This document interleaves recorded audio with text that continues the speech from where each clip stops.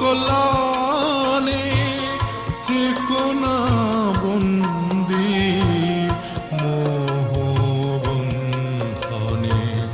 জন্ম লোভিলে যদি। লাইকি বলবো কারে আপনজন স্ত্রী পুত্র কন্যাগণ, ওরে বলি কারে আপনজন ভ্রাতা কিংবা পুত্রগণ, সবার মনে পাওয়ার শনে শুধুই হাহাকার।